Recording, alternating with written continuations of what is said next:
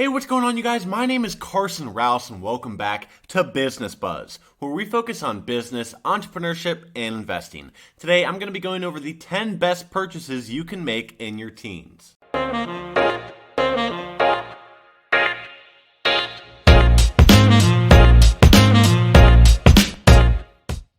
I'm old. I'm already through my teenage years. I am 20 years old, but I think I've learned a lot in my teenage years. I've learned from the things that I did right and from the things that I should have done differently. So here are some of the best ways to spend your money as a teenager, but before I get into it, please go down and leave a like on this video. It helps me out more than you could imagine. So please go down and smack that like button. Number one is a car, preferably a used car that is affordable, something that you can realistically save up for. Buying a car is like buying freedom. Now, I was lucky, my parents bought me my car, but if you're not in that type of situation and you have to get your own, then I would recommend really saving your money for one, because again, once you get a car, the whole world opens up to you. You can go wherever you want, whenever you want.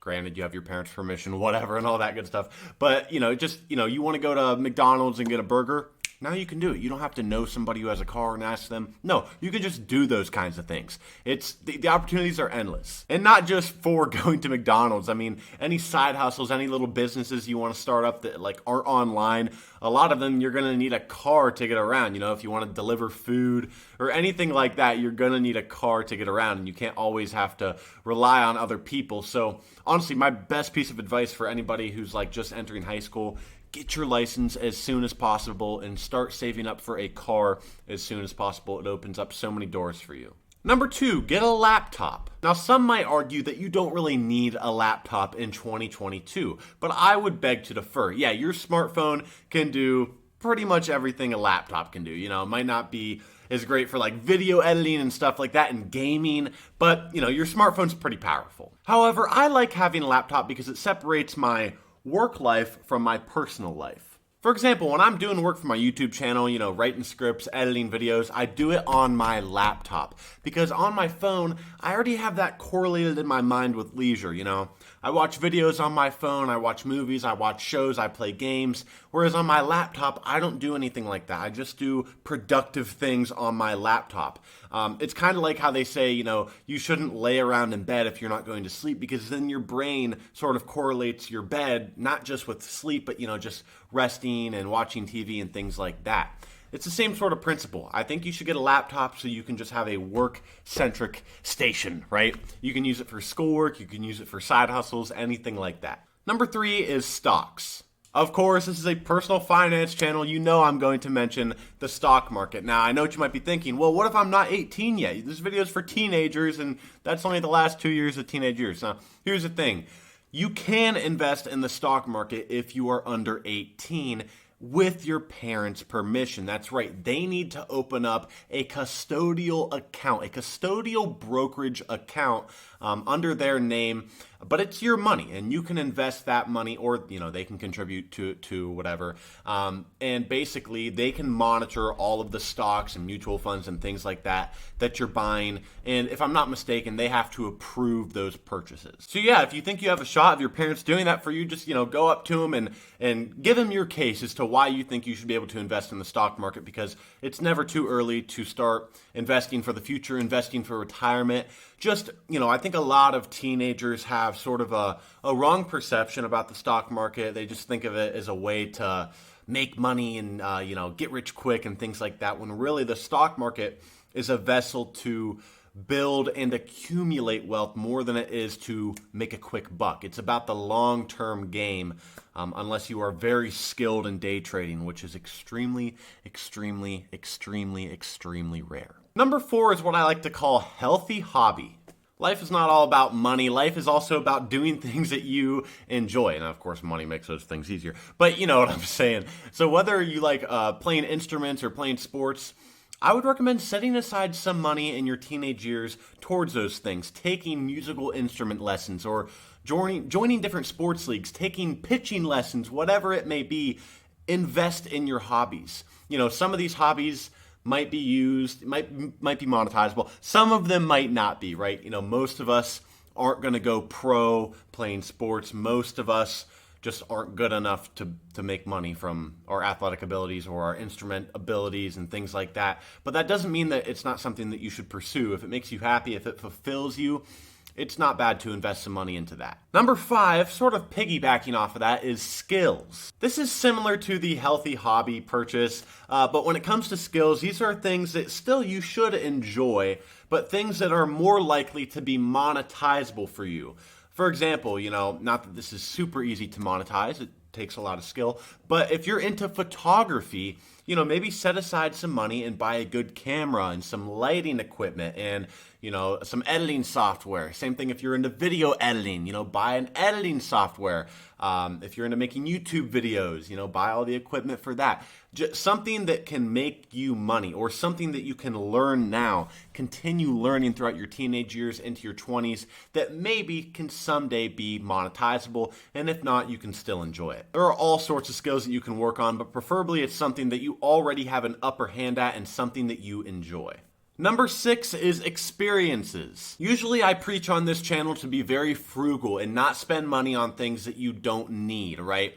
But I think that spending money on experiences goes a lot further than spending money on, designer clothes and, expensive cars and things like that. Experiences stay with you forever. Whether you like going to concerts, going to movies, or what I would recommend personally, especially if you're 18 or older, have a little weekend trip. Just get away from your life for a weekend. Mix things up. Add some new stimuli to that big brain of yours, right? Go to another city and just stay in an Airbnb alone or with a friend, and you don't even have to spend a ton of money. Just walk outside. Just do something new. Just get away and just spend a little bit of money on that. And those are the best types of things. Just be a little spontaneous, obviously, if you're under 18, with your parent or legal guardian's permission, because we're cool like that out here on Business Buzz. We encourage that. But again, just do something fun.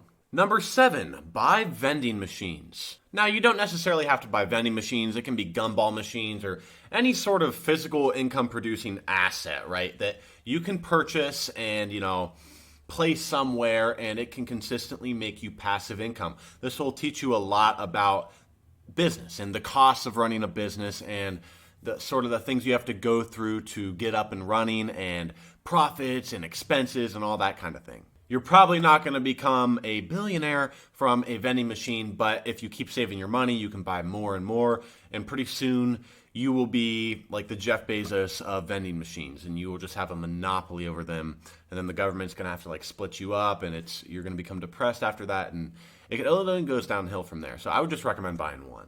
Number 8 is books. Specifically here, I'm talking about nonfiction educational books that can help improve your life in some way or another, something that you can actually apply to your life.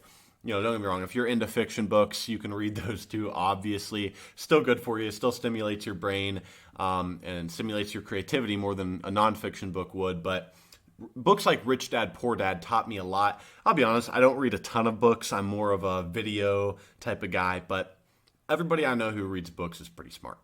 Number 9 is getting braces. Again, I was privileged here. I was lucky. My parents got me braces on my top teeth. I didn't have to pay anything. But I think if they wouldn't have, I probably would have ended up saving up and getting braces for myself anyway.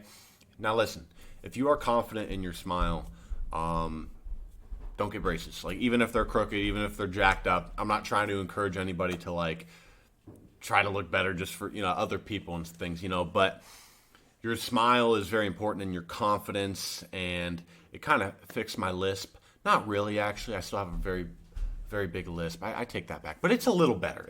I promise you, my lisp was a lot worse back in the day, and I think braces helped with that just a little bit.